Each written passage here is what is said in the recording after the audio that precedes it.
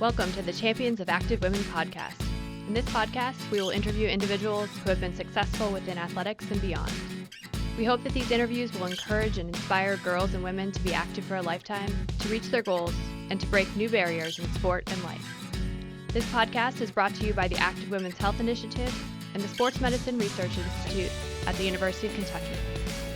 The mission of the Active Women's Health Initiative is to optimize health and promote physical activity and wellness for girls and women across the lifespan. We hope you enjoy our conversations and join us in understanding women's health today to ensure women's health tomorrow. Hi, I'm Dee Degonsky, and with me today is Leslie Davis. Leslie is a native of Lexington and a 2009 graduate of Paul Laurence Dunbar High School, where she was a multi-sport athlete competing in soccer, cross-country, and track. She continued her athletic and academic career at Washington University in St. Louis, where she competed in varsity soccer, cross-country, and track, and was named captain of the track team during her senior year. After graduating in 2013, Leslie spent 2 years as a cross-country and track coach at Washington University before returning to Lexington to complete 2 master's degrees in English literature and secondary English education from the University of Kentucky. Last year, she began coaching girls soccer and track at Lafayette High School and is getting ready to begin her teaching career as a freshman and junior English teacher at Lafayette. So welcome, Leslie. Hi. Thanks for joining us today. And if you could get us started by just talking about your early sport and physical activity experiences. Yeah, so I'm actually the youngest of 3. And so I had a habit of following my siblings into whatever they chose to do. And I used to fight that. I would say, no, I chose soccer. I chose WashU. But in reality, I followed my big sister, Colleen, who I love dearly. So when she started playing soccer, I started playing soccer. When she became a distance runner, I became a distance runner. And it just flowed kind of naturally from there. So it started with rec soccer when I was little, and we dabbled in other stuff like basketball at the YMCA and things like that. But it was very early on that I was drawn to soccer. And I began my soccer career at the age of 5. There's a hill in Lexington. It's an actual hill at the corner of Man of War and Clays Mill. And every time I drive by, that was my first soccer field ever.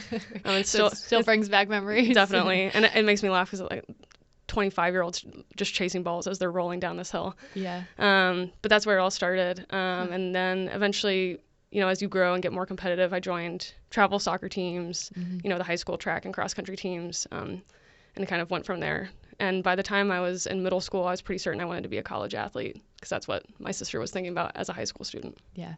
Well, what a great role model it sounds like you had in your big sister. And I'm watching my children. I'm just thinking as you were talking, I have 2 little boys, and the little one definitely is looking up to his big brother and is starting soccer because big brother is playing soccer. So I think those are powerful role modeling experiences. Yeah, she doesn't like the research that shows that younger siblings often end up being the better athlete. I didn't know about that research. Because you're more likely to grow up playing with older and bigger kids. Yeah. I think is chasing after them is the theory. I know we keep telling my older son that he's just training the young one to just be a beast and everything he does. Right. So were there any other people or things that were integral in you getting started in sports? Yeah. So, my mom was also a big athlete. She played softball growing up. She's one of 9. So the joke was that they could field a full baseball team with all the kids. But when she was in high school, the only options for girls were cheerleading and softball. And my mom's not really the cheerleading type. And so she loves sports, and we just grew up in a house that valued sports and being active, which I'm really grateful for. And also, this is relevant to very recent history. I was 8 years old during the 1999 Women's World Cup. Yeah. And so watching that World Cup in particular, Brandi Chastain ripping off her jersey during the penalty kicks and it gives me goosebumps just thinking about it. I just got goosebumps thinking about it. Like her fists up in the air. Yeah. That was a really pivotal moment for me as a kid. My mom had bought me a Mia Hamm jersey that I swam in. And we always made fun of her, like, why do you buy us these giant jerseys and things? Right. But during the World Cup this past summer in 2019, I wore the exact same jersey during the final. I was wearing this when they won in 99. It's 20 years later. They're going to win when I wear this to watch the final again. Yeah. So having some really powerful female athlete role models when I was that little was really important to me also. Yeah. And the listeners can see you when we finally release the podcast. They'll see you in a picture at a match leading up to the World Cup game. Is that correct? It was a friendly in Chicago. when they're within like a 5 or 6 hour distance of Lexington, my mom and my sister and I always try to go see them play. Oh, what a great experience around women's sports and activity. So it sounds like you had lots of good role models, not your sister, but kind of a whole supportive team there. Can you talk about how that transitioned across your life and how your activity transitioned, so through college and out of college as well? Yeah. The progression to becoming more competitive felt really natural for me through high school.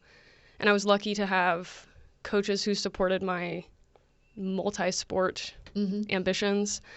So in high school, I was always playing soccer and running cross country at the same time, and then running track in the spring and playing club soccer at the same time. Okay. So my senior year, actually, I went straight from the state cup semifinal in soccer straight to Louisville for the state track meet. It was a lot. My poor mother put thousands of miles on her car. Yeah.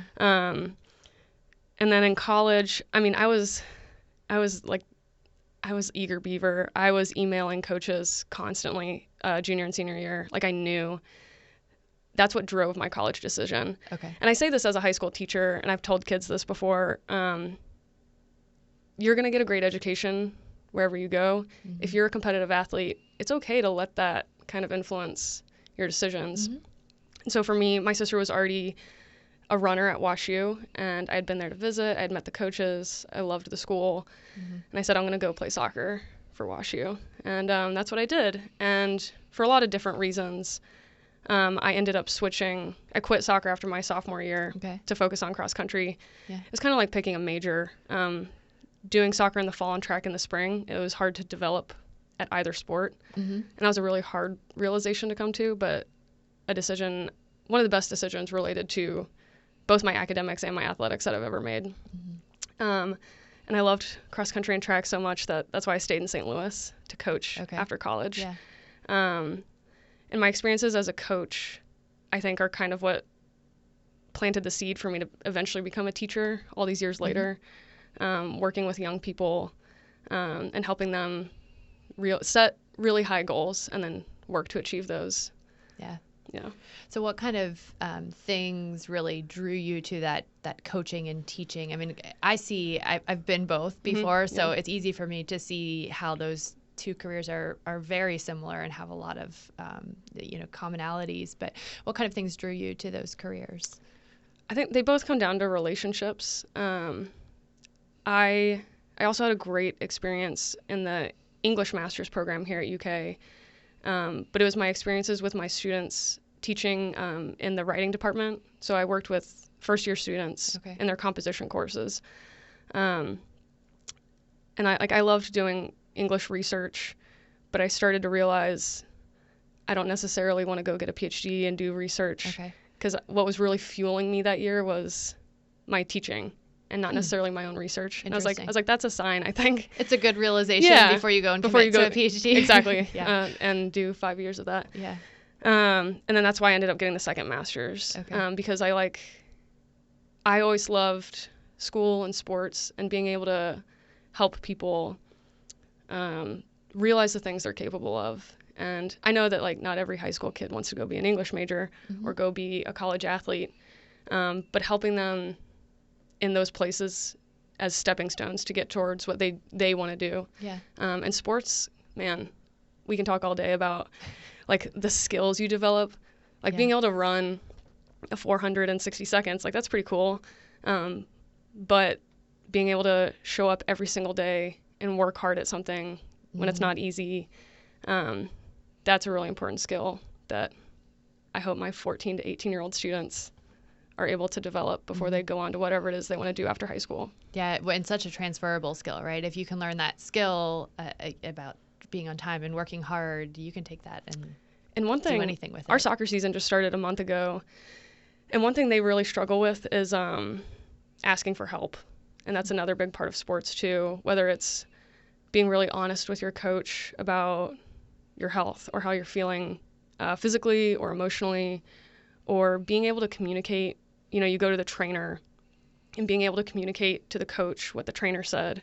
It's those soft skills, honestly, they really struggle with. And that's one of my goals this season, is to help them develop that consistency. And part of it's intimidation, going to talk to adults. And adults in powerful positions, Right. right? Coaches, trainers, their control of your Playing playing time and yep. all those things, right? So that's those are even harder conversations to teach Right. them to have. But if they can develop that when they're 15 or 16, then when that really difficult transition to freshman year of college or the workforce happens, hopefully it's that much easier for them to go to office hours or to go, to admit, maybe I need a tutor or I know at UK, like a big, we don't want to lose our freshmen because it is a hard transition, even if you love college and are having fun. Yep. So that's a big one too, being able to seek out help when you need it. Yeah. So obviously you're trying to teach these young girls you're working with on the playing field and pretty soon in the classroom, these lessons. So what kind of lessons did you learn as an athlete that you're taking into these careers? Yeah, I think I'm hyper competitive, and I think one of the great things about running is you're racing against yourself, and you're always going for that PR, that personal record, and it's the same stuff I want to instill in them, that setbacks are inevitable, and we have to find a way to have the intrinsic motivation and the mental fortitude to push through those. It's the same in the classroom. It's the same when you have a terrible race or a bad game. What are you going to do to commit to being better the next day? And how are you going to fight through sometimes those bad voices in your head that are telling you you're not good enough, that I think we all struggle with sometimes, especially in sports. And I think I was really, really lucky to have coaches who were always setting the bar very high for me. Killian Timoney was my track coach at Dunbar. Matt Wilkerson was my club soccer coach, who coaches at Hanover now. And Jeff Stiles and Lane Lohr were my coaches in college. And I just want to name them because they are people who I think about every single day of my life. And I have since the day I met them, because they didn't go easy on me, but they were nurturing and loving, and didn't let me give anything less than my best. And they told me if I wasn't living up to my potential. And that was really important to me as a person and as an athlete. And I hope I can do the same for my kids. Yeah. What a powerful, it sounds like you had a really powerful set of role models, and as you enter this same career, it's good to have those people in mind.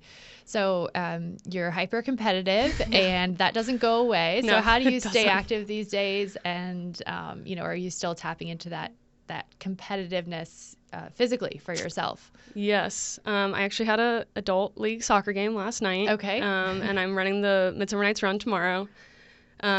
So I do lots of road races. Okay. That's always good for me. 'Cause while, going out for runs is good. I want to stay fit and healthy.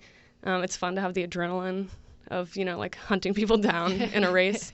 I play in admittedly too many soccer leagues probably. Okay. But it's actually really fun. I got just through a friend in the English program here, actually, I wound up on an Irish soccer team here in town. Which growing up, I didn't realize how many Irish immigrants we have here in Lexington because of the horse industry. Okay. So that's really fun. It's an over 40s league. Right. The women don't have to be over 40. But you meet lots of people. It's a pretty tight-knit group. You're playing against the same groups of people every week. Yeah. And so, and I do yoga. I have to admit, my best friend got me into it. She was like, you really got to try this hot yoga stuff. Okay. And I was like, this sounds like bougie white lady stuff, which it is in a lot of ways. But one thing that I didn't get my first usage injury until I stopped playing soccer in college. Okay. And so I was like, I need to diversify what I do. Otherwise, stress fractures if you're just running in a straight line all the time. So I do try to stay committed to playing soccer once a week, running, doing some yoga, just to keep balance. Yeah, exactly. Keep things balanced. Yeah. Good. So was that transition difficult for you at all, out of competitive sport into figuring out what you're going to do for your lifestyle, physical activity? Oh, yeah. I cheated a bit by coaching at WashU because I still ran with the team. Okay. We'll call that cheating. We'll call that transitioning. Yeah, right? I tried to ease myself out of it. I mean, it's so easy when you live with your best friends who also are the people you compete athletically with. You know, like, it's not hard to get up at, I mean, it is hard to get up at 5:30, but when you're doing it with 50 people you care about. And your coaches are expecting you to be there. Right. It just or happens. It's literally your job as the coach to be there. It's a lot easier. So then after I moved away from St. Louis, it got a lot harder. So I think it's important to seek out those communities. We're lucky in Lexington. We have a lot of great groups, you know, lots of yoga studios. John's Run Walk Shop has all kinds of free running groups throughout the week. Even the breweries have their run days. Yeah. Shout out to West 6th for theirs.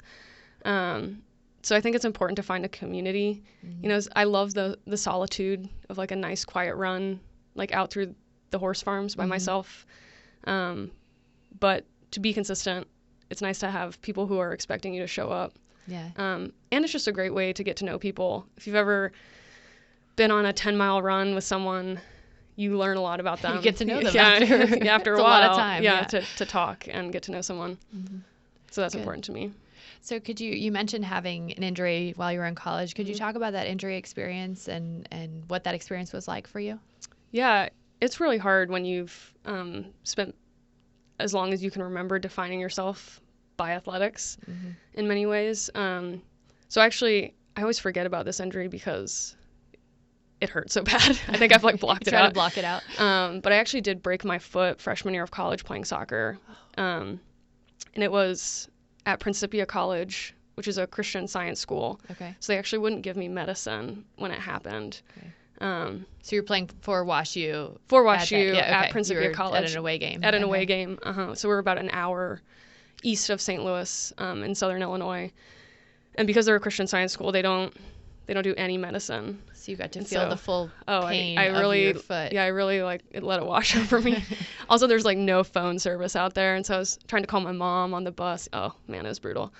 So that was a tough comeback. That was a pretty like standard soccer injury. Yeah. Just really got booted and it snapped my ankle. But after I quit soccer and was focusing on cross country and track, that was the first time I ever got a stress fracture. And I do think it was because I had switched from having lots of diversity in my training to just running. And I should have been more diligent, honestly, with strength training and things like that. If you're out there, everyone needs to do strength training. Hindsight is 20/20. I know. Right? Hopefully it makes me a better coach, having gone through that. And that was brutal, man. I tried to run through it. My coach, I think he could see it because I ran at our indoor conference meet my senior year, which is around March. I had ran the 3K. I think you could just tell by watching me run that I was in a lot of pain. And as soon as the race was over, he was like, "You're not okay." And I was like, "Yeah." So he's like, "Over spring break, you'll be back in Lexington. Go to UK, see what's up." And it was just like the MRI lit up. Like all my hips were just like stress reactions across the board. Okay. And it was really hard. You know, I was going into my last track season. Right. And not able to get out of bed very easily. And because my coaches knew how committed I was to the team and that it was breaking my heart that I was hurt, they still took me to meets, which I don't know how kosher that was. They would like put a shot put in my hand and just let me toss it, you know, just to like compete. So you could be part of the team still. Right. Man, it's like making me emotional just thinking about it. It was very, very nice of them to do that for me so I could still be around the team. But hopefully we learn from things like that. So then moving forward, I kind of knew can't really break 60 miles a week. Just like biomechanically for me, that's too much. I need to do strength training. I need to make sure I have diversity in my training. Right. And especially working with young people now. I mean, I was 22. I was 21, 22. But especially young kids who are growing. You'll go to track meets. If you go to a middle school or high school track meet, and you see kids who are peaking in March, April, I might ask what those coaches are doing. Because if they're making 15-year-olds run hard workouts every single day, they're truncating the potential lifespan of that kid's athletic career. Right. And this is a soapbox like I will fight on because it is unfair to do that to a kid who might have aspirations of being a college athlete. Yeah. And it's easy to break them down when their bodies are under so much stress because they're growing. I have a girl on the track team who is 15 years old. She's like 6'1". Oh my goodness. And the first day I met her in January, I was like, how much have you grown in the last calendar year? She let out this sigh, and she was like, 6 inches. She's like, I'm so tired, and my bones hurt all the time. And I was like, I'm sure they do. Yeah. But then you have to adjust for that kid because, you know, they can't run hard 400 repeats every single day. And so I think a lot of the responsibility was, like I said, on me to communicate with my coaches when I was 21 years old about how my body was feeling. I want my students and athletes to develop that skill, but I really think it's on me because they're still kids. Yeah. And understanding the risks with the sports we ask them to play. Yeah, and I love the perspective. I don't love that you were injured, obviously, but I love the perspective that you've learned from it and the perspective that you take as a coach and a teacher because of that. And I think it's important to be compassionate when a kid's going through that.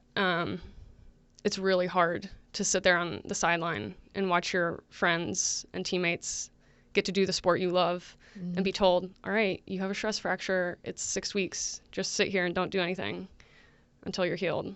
You know, like that takes a mental toll on you as well. Yeah, and I think your coaches gave you a good example of how to be inclusive and include that athlete in the team, even though they can't contribute on the field or the track or whatever the sport may be. Right. Yeah, so I think that's a good lesson too. So you are working with many female athletes, and pretty soon you'll have females in the classroom as well as males. What do you see as some of their biggest challenges as athletes, and maybe outside of athletics as well? Oh man, well, we live in a patriarchal society, so they deal with a lot, and they're teenagers, so they deal with a lot, and they don't get the credit they deserve across the board, but also girls in a lot of ways. I don't even know where to start. They're under so much pressure, academically, athletically, socially. The internet is an amazing thing that I like to use in my classroom, and that has made communicating with our teams and travel and all that kind of stuff so much easier. But also, like, bullying is a thing. And so I think one thing that's important is to know that these are they're kids and they're people, and they have full lives that are influencing them when they're at your soccer practice or track practice. And it's the same thing when they're in the classroom. And like I said, also like puberty. It's a hard time. It is. Man, I'll go to bat for teenagers. They really don't get they're working hard. They're doing their best, just like everyone else. I think they just deserve some patience and the benefit of the doubt. And they screw up a lot, but so do we.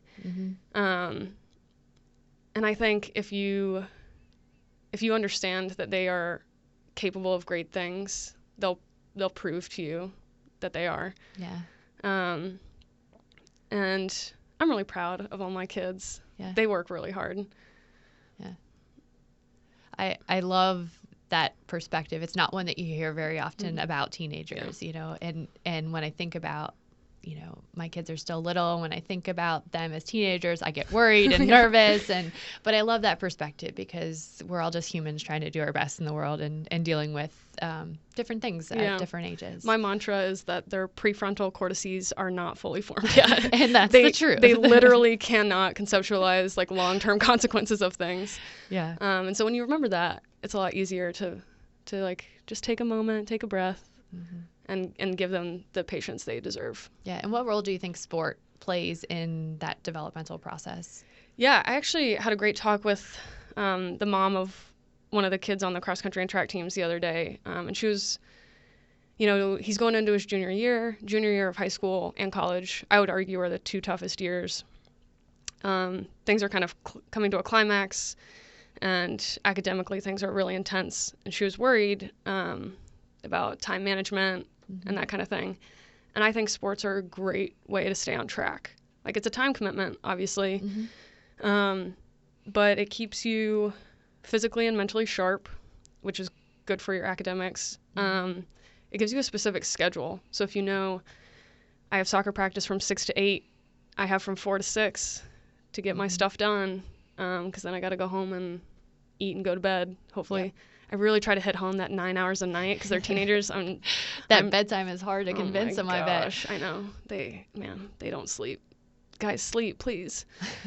But I think, like, it's one of the best things you can do for your academics is be on a team. And you have an entire support network of teammates who are there to help you. There's people on the team who have taken the same classes as you, who care about you and want to help you. And so I think it's awesome. WashU, I actually should find this out about Lafayette. My guess is that it would be consistent. But a lot of the top GPA averages at WashU, I know for a fact, were the athletics teams. So I know on the soccer and track teams, we were always like duking it out with the women's volleyball team, you know, for like best GPA. Yeah. And I don't think that's a coincidence, because you teach those skills of how to be intrinsically motivated. Time management's a big one. And again, the asking for help when you need it. Yeah. Those are all great tips and great ways that sport can contribute to success across the board. When you think about girls and women who are trying to be active, whether it's in sport or outside of sport, what advice do you have for them to be active? One thing my sister and I always talk about that I think is really important to remember is that when you're starting something, it'll get better. So when one of us has come back from injury or something, and those first couple runs back, you know, and you're like, why do I do this to myself? Like, why have I chosen this life? It's going to get better. And one way to make it better in the short term is to find that community, I think. Because when you have a friend to chat with or to hold you accountable, it begins to feel a lot easier. And then if you can be consistent, which I know is hard, but if you can get out of bed and do it, or go to that run club after work and do happy hour at West 6th after, whatever the case may be, if you're consistent with it, it'll get better. And so I think consistency, having a little bit of faith, and having a community are all really important. Great. Anything else you'd like to share with our listeners? I would just say, just find something you love. I know it's like what's in right now. You don't have to go run a marathon to be active. If you want to take a walk in your neighborhood or like dance on your back porch, like being active can take any form that makes you happy. So find something that makes you happy and get out and do it. Great. Yeah. Well, that's great advice. Thank you so much for joining us today and sharing your perspectives. Yeah, thank you. Thank you for listening to the Champions of Active Women podcast. This podcast is brought to you by the Active Women's Health Initiative and was produced by the Faculty Media Depot at the University of Kentucky. If you enjoyed this episode, you can listen and subscribe to all of our episodes wherever you find your podcasts. For up-to-date information about the Active Women's Health Initiative, you can find us on social media at UKAWHI. Thank you for supporting us as we work to promote health and physical activity among girls and women across the lifespan.